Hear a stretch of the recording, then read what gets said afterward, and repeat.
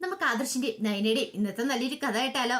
അതിനു മുമ്പ് video ഇഷ്ടപ്പെടുവാണെന്ന് hype ചെയ്യാൻ മറക്കരുത് കേട്ടോ. അങ്ങനെ നമ്മൾ കാണുന്ന ഒടുവില് നവ്യെ അഭി കെട്ടിപ്പിടിക്കുകയാണ് ക്യാബിന് വെച്ച്.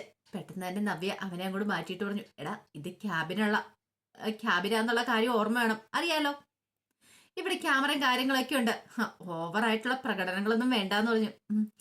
ശരി മോളെന്നൊക്കെ അഭി ഭയങ്കര സന്തോഷത്തോടു കൂടി പറഞ്ഞു. പിന്നീട് നവ്യ ക്യാബിനിൽ നിന്ന് പുറത്തേക്ക് ഇറങ്ങി അങ്ങോട്ട് പോവാണ്. ഈ സമയത്ത് അബി ഇങ്ങനെ ആലോചിച്ചു, മാളവിക അവളും നല്ലൊരു കുട്ടിയാണ്, കാണാൻ നല്ല സൗന്ദര്യമുണ്ട്, ബുദ്ധിമതിയാണ് താനും. അവളെ കണ്ടതിന് ശേഷം എന്തോ മനസ്സിലെന്തോ വല്ലാത്തൊരു ഇഷ്ടം അവളോട് തോന്നുന്നുണ്ട്. നവ്യനെ ഒഴിവാക്കാനുള്ള സമയമായി കഴിഞ്ഞു, വേറൊരു കല്യാണം കഴിക്കാനുള്ള സമയമായി കഴിഞ്ഞു എന്നൊക്കെ ഒരു ചിന്തയായിരുന്നു അബിയുടെ മനസ്സിൽ. ഇത്തിരി കഴിഞ്ഞപ്പോഴത്തേനും മാളവിക തന്റെ ക്യാബിനില് ഒരു ഡിസൈനിങ് നോക്കിക്കൊണ്ടിരിക്കുന്ന സമയത്താണ് അബി അങ്ങോട്ടേക്ക് വരുന്നത്. അബി വന്നിട്ട് ചോദിച്ചു, ആ ഡിസൈനൊക്കെ നോക്കുവാണെന്ന് ചോദിച്ചു. അത് സാറേ, എല്ലാം കൊള്ളാം, നല്ല ഡിസൈനിങ് ആണല്ലോ എന്ന് പറഞ്ഞു. അത് കേട്ടപ്പോൾ മാളവിക പറഞ്ഞു, അത്രയ്ക്കൊന്നും ഇല്ലേ, അതൊക്കെ മാളവിയുടെ വെറും തോന്നല് മാത്രമാണെന്ന് പറഞ്ഞു.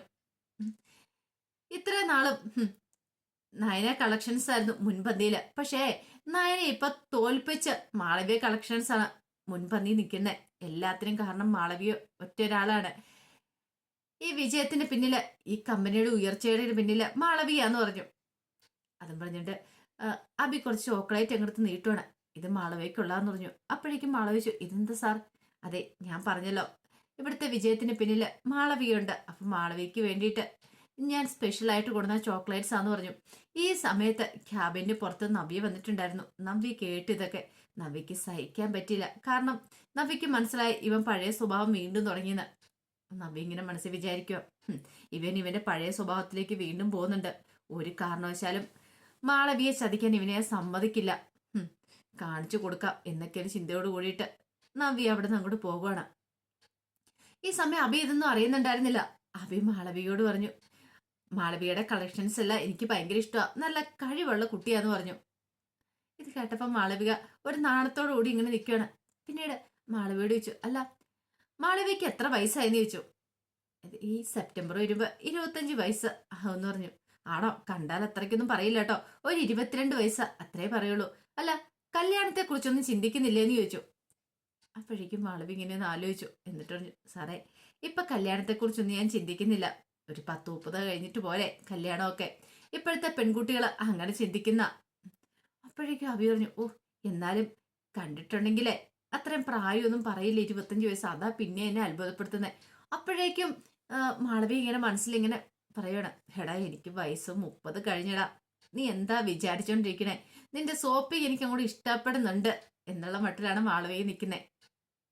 പിന്നീട് മാളവി പറഞ്ഞു, സാറേ ഇന്നത്തെ കാലത്തെ പെൺകുട്ടികൾ കൂടുതൽ ആഗ്രഹിക്കുന്ന വിവാഹം കഴിച്ച് ജീവിക്കാനല്ല, അവർക്ക് ഒരാൺ സുഹൃത്തിനെ വേണം, അത്രേ ഉള്ളൂ, അങ്ങനെ ജീവിക്കാൻ അവർ താല്പര്യപ്പെടുന്നതെന്ന് പറഞ്ഞു.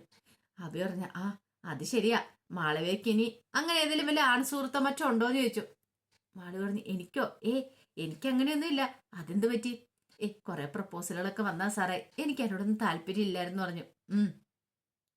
അത് ശരിയാ, അതൊരു നല്ല കാര്യമായിട്ടാ എനിക്കും തോന്നുന്നത്. അല്ല മാളവിയെ പോലെ നല്ല ഇന്റലിജന്റ് ആയിട്ടൊരു പെൺകുട്ടിയെ വിവാഹം കഴിക്കാനായിട്ട് ആരാ താല്പര്യപ്പെടാത്ത, നല്ല കഴിവുള്ള കുട്ടിയല്ലേ എന്ന് പറഞ്ഞു. അത് കേട്ട് കഴിഞ്ഞപ്പോ മാളവി പറഞ്ഞു, സാറിന്റെ ഭാര്യയ്ക്ക് നല്ല കഴിവുണ്ടല്ലോ, നവ്യ മാഡം നല്ല കഴിവുള്ള ആളല്ലെന്ന് ചോദിച്ചു. അതെ അതെ, അവൾക്ക് നല്ല കഴിവൊക്കെ ഉണ്ട്, അവളെ മോഡലിങ്ങിന്റെ രംഗത്തേക്ക് കൊണ്ടുവന്ന പോലും ഞാനാണ്. അനന്തപുരി വീട്ടിൽ ആർക്കും താല്പര്യം ഇല്ലായിരുന്നു അവളെ ഈ ഫീൽഡിലേക്ക് വിടാനായിട്ട്, പക്ഷെങ്കിൽ വാശി പിടിച്ച ആള് ഞാനാണ്.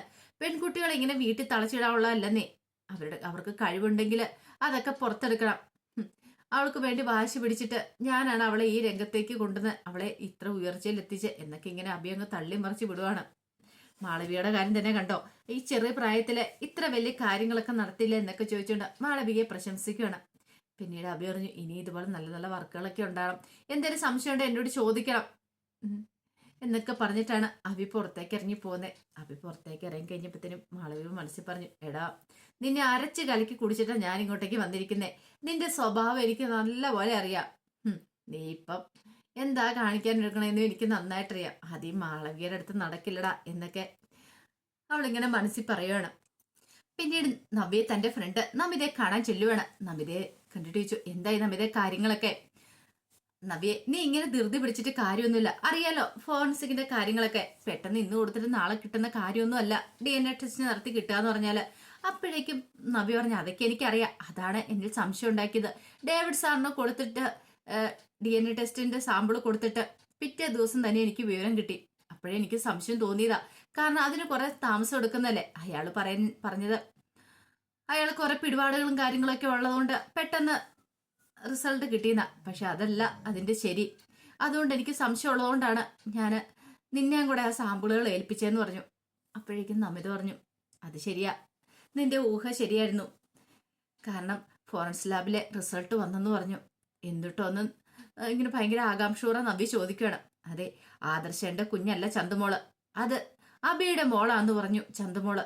അത് കേട്ടുകഴിഞ്ഞപ്പത്തിന് നവ്യ ഇങ്ങനെ നോക്കുവാണ്. ആ സമയം നമിത പറഞ്ഞു, നിന്നെ അവന് ഇത്രയും കാലം വഞ്ചിച്ചുകൊണ്ടിരിക്കുവായിരുന്നു പറഞ്ഞു. അപ്പോഴേക്കും നവ്യ പറഞ്ഞു, എനിക്ക് മനസ്സിലായി അത്. പക്ഷെ ഇത് കേട്ട് കഴിഞ്ഞപ്പത്തിനും എനിക്ക് വലിയ ഞെട്ടലില്ല. കാരണം എന്താണെന്നറിയോ, അവന്റെ സ്വഭാവം ഞാൻ ഏകദേശം മനസ്സിലാക്കി കഴിഞ്ഞു. നമിത പറഞ്ഞു, ഒരു പക്ഷേങ്കില് നിനക്ക് ഈ സംശയം മനസ്സിലുള്ളതുകൊണ്ടല്ലേ നീ നയനേച്ചിയെ രക്ഷപ്പെടുത്തിയത്, ആപത്ത് ഘട്ടത്തിൽ നിന്നൊക്കെ രക്ഷപ്പെടുത്തിയത്. നിന്റെ മനസ്സിൽ സംശയം ഉള്ളതുകൊണ്ടല്ലേ. അതേതായാലും നന്നായി. കാരണം നിനക്കൊരു സംശയം ഉണ്ടായിരുന്നു, ചന്തുമോള് അബിയുടെ കുഞ്ഞാണോന്നുള്ളത്. അത് കേട്ടപ്പോൾ നബി പറഞ്ഞു, അത് ശരിയാ, ചന്തുമോള് അബിയുടെ കുഞ്ഞാണെന്ന് നിന്റെ മനസ്സിലൊരു സംശയം ഉണ്ടായിരുന്നു. അതുകൊണ്ടാണ് ഞാൻ നിന്നെ ഈ കാര്യങ്ങളൊക്കെ ഏൽപ്പിച്ചതെന്ന് പറഞ്ഞു. ഞാൻ അവനെ വെറുതെ വിടാൻ പോകുന്നില്ല എന്ന് പറഞ്ഞു. അപ്പോഴേക്കും നമിത ചോദിച്ചു, അല്ല എന്ത് ചെയ്യാനാ നിന്റെ പുറപ്പാട്? അവനെ ഞാൻ തീർത്ത് കളയും. അവനെ ഞാൻ അങ്ങനെ ജീവിക്കാൻ സമ്മതിക്കില്ല. അതെ, എടുത്തു ചാടി നീ ഒരു തീരുമാനം ഒന്നും എടുക്കണ്ട. ആ സമയം നവ്യ പറഞ്ഞു, എന്തൊക്കെയോ ഇവിടെ സംഭവിച്ചിട്ടുണ്ട്. കാരണം ഞാനാണല്ലോ അവന് ജോലി വാങ്ങിച്ചു കൊടുത്ത AN ജ്വല്ലറിയില്. അപ്പോഴേക്കും നമിത പറഞ്ഞു, അല്ല ഞാനൊരു കാര്യം ചോദിച്ചോട്ടെ, ഈ പറയുന്ന ഡേവിഡും അബിയൊക്കെ ചേർന്നിട്ട് നിന്നെ ചതിക്കുവാണെങ്കിലോ? ചതിക്കാനോ? അതെ, ഇനിയിപ്പം അബിയുടെ റെക്കമെൻഡേഷനിലാണല്ലോ ആണെങ്കിലോ നിനക്ക് അവിടെ ജോലി കിട്ടിയത്. അതായത് നീ അവിടുത്തെ മോഡലായി മാറിയൊന്നും അറിയത്തില്ല. നിന്റെ മുന്നിൽ അവർ കള്ളത്തരം കാണിക്കണമെന്ന് അറിയത്തില്ല. ഈ പറയുന്ന അബിയും ഡേവിഡും തമ്മിൽ എന്തൊക്കെയോ കാര്യങ്ങൾ ഉണ്ട്. അവർ തമ്മിൽ എന്തൊക്കെയോ ബന്ധങ്ങളൊക്കെ ഉണ്ട്. അങ്ങനെയാണെങ്കിൽ അത് കണ്ടെത്തുവാണെങ്കിൽ ബാക്കിയുള്ളതിനൊക്കെ ഉത്തരം കണ്ടെത്താൻ സാധിക്കും. ഇപ്പൊ നീ ചെയ്യേണ്ട എന്താന്ന് വെച്ചാല് അവർ തമ്മിലുള്ള കള്ളത്തരങ്ങളൊക്കെ പൊളിക്കുക എന്നുള്ളതാണ്. അത് കേട്ടപ്പോൾ നബി പറഞ്ഞു, എനിക്കോ തോന്നുന്നുണ്ട് ആ ഡേവിഡും അബിയും തമ്മിലുള്ള ബന്ധം എന്താന്ന് ആദ്യം അറിയണം. അത് മാത്രമല്ല ഇപ്പം നയനയാണെങ്കിലും ആദർശേട്ടനാണെങ്കിലും പല സത്യങ്ങളും കണ്ടെത്താനായിട്ട് ഇറങ്ങി പുറപ്പെട്ടിട്ടുണ്ട്. അപ്പം നമ്മൾ അതിന് പാരലായിട്ട് നമ്മളും അന്വേഷിച്ചിറങ്ങണം. എത്രയും പെട്ടെന്ന് തന്നെ നമ്മളും അതിന് സത്യങ്ങളൊക്കെ കണ്ടെത്തണം. നമ്മളെ കൊണ്ട് പറ്റാവുന്ന രീതിയിൽ അതിന് ഡേവിഡിനോടൊപ്പം നിൽക്കണം. അങ്ങനെയുള്ള ചിന്തകളൊക്കെയാണ് നവ്യയുടെ മനസ്സിലുണ്ടായത്. കാരണം ഡേവിഡിനെ അബിയെ വിശ്വസിപ്പിച്ച് ആ കൂടെ നിൽക്കണം. കുറച്ചു കാലം സന്തോഷത്തോടെ അവരുടെ ഒപ്പം അങ്ങനെ പോകണം, മുന്നോട്ട് പോകണം. എങ്കിൽ മാത്രം അവരുടെ പല കള്ളത്തരങ്ങളൊക്കെ പിടിച്ചെടുക്കാൻ പറ്റുള്ളൂ എന്ന് പറഞ്ഞു. അത് കേട്ടപ്പോൾ നമിത പറഞ്ഞു, അത് ശരിയാ നവ്യെ, നിന്നോടൊപ്പം എന്തിനും ഏതിനും ഞാനും ഉണ്ടായിരിക്കും എന്ന് പറഞ്ഞു. നീ ധൈര്യമായിട്ട് പൊയ്ക്കോ. നവ്യക്ക് എങ്ങനെ ആശ്വാസം പകർന്നു കൊടുക്കുകയാണ് നമിത. പിന്നീട് നവ്യ വീട്ടിലേക്ക് വന്ന് പൂജാമുറിയിലേക്ക് കയറി മനൂരി പ്രാർത്ഥിക്കുകയാണ്. പൊട്ടിക്കരഞ്ഞ് നവ്യ പൂജാമുറി എന്നിട്ട് ഇത് പ്രതീക്ഷിച്ചിരുന്നാണെങ്കിലും പക്ഷേങ്കില് 1% അല്ലാതായിരിക്കും എന്നൊരു ചിന്തയൊക്കെ ഉണ്ടായിരുന്നു. പിന്നീട് നവ്യ ഇങ്ങനെ ഭഗവാനോട് പ്രാർത്ഥിച്ചു, എൻ്റെ ഭഗവാനെ, ഇങ്ങനെ ഒരു വൈദ്യരിൽ നിന്ന് എന്നെ എങ്ങനെയെങ്കിലും രക്ഷിക്കണം. എന്നെ ഇല്ലാതാക്കാൻ ശ്രമിക്കുകയാണ് ഇപ്പൊ അഭി ചെയ്തുകൊണ്ടിരിക്കുന്നത്. അവനെ ഞാൻ വെറുതെ വിടാൻ പോകുന്നില്ല. അവൻ എനിക്ക് തിരിച്ചടി കൊടുത്തേ മതിയാവുള്ളൂ. അതിനു വേണ്ടിയിട്ട് എന്നോടൊപ്പം നിൽക്കണം. അവ സ്നേഹിക്കുന്നവരെയൊക്കെ എനിക്ക് തീർത്ത് കളയണം. അപ്പൊ അതിനു വേണ്ടിയിട്ട് നീ എനിക്ക് ബലം തന്ന് നിൽക്കണം എന്നൊക്കെ പറഞ്ഞ് പ്രാർത്ഥിച്ചു. പ്രാർത്ഥന എല്ലാം കഴിഞ്ഞ് പുറത്തേക്ക് ഇറങ്ങി വന്നു കഴിഞ്ഞപ്പോഴത്തേനും ചന്തുമോൾ അവിടെ ഇരുന്ന് കളിക്കുന്നുണ്ടായിരുന്നു. നവ്യ ചന്തുമോളെ ഒന്ന് നോക്കുവാണ്. പാവം കുഞ്ഞ്, ഇത്ര നാളും തനിക്ക് അറിയുണ്ടായിരുന്നില്ല ഇത് അബിയുടെ മോളാന്നുള്ള കാര്യം. അബിയുടെ കുഞ്ഞാന്ന് അറിഞ്ഞിട്ട് പോലും ആദർശാണ് നയനയെ സ്വന്തം കുഞ്ഞായിട്ട് ഇവളെ സ്നേഹിക്കുന്നുണ്ടായിരുന്നു. ഇവളെന്ത് തെറ്റ് ചെയ്തു? അബി ഇവളെ തിരിഞ്ഞു പോലും നോക്കാറില്ല.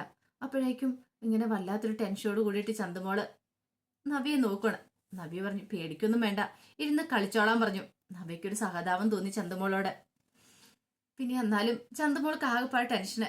നവ്യ ഇങ്ങനെ നോക്കി കഴിയുമ്പോൾ പേടിയാണ്. ഇനിയിപ്പോ ചീത്ത പറയാനാണോ എങ്ങനെയൊന്നും അറിയത്തില്ലല്ലോ. നവ്യ അവളെ നോക്കിയിട്ട് മുറിയിലേക്ക് കയറി പോന്നു. മുറിയിലേക്ക് കയറി വന്നിട്ട് നവ്യയ്ക്ക് അസ്വസ്ഥത മാറുന്നുണ്ടായിരുന്നില്ല. നവ്യ കണ്ണാടിയിൽ ഇങ്ങനെ ഒന്ന് പോയി നോക്കണം. അപ്പൊ മനസാക്ഷി പറയുന്ന പോലെ തോന്നി, നവ്യെ നീ തളരരുത്, അങ്ങനെ തോറ്റു പിന്മാറേണ്ടവളല്ല നീ പോരാടണം, കള്ളത്തരങ്ങളെ പുറത്തു വരണം. ആ അബിയുടെയും ഡേവിഡിന്റെയും കള്ളത്തരങ്ങളൊക്കെ ചതികളൊക്കെ നീ പുറത്തു കൊണ്ടുവരണം. എങ്കിൽ മാത്രമേ നീ ജയിക്കത്തുള്ളൂ. അതിനു വേണ്ടിയിട്ട് നീ എന്തും ചെയ്യണം.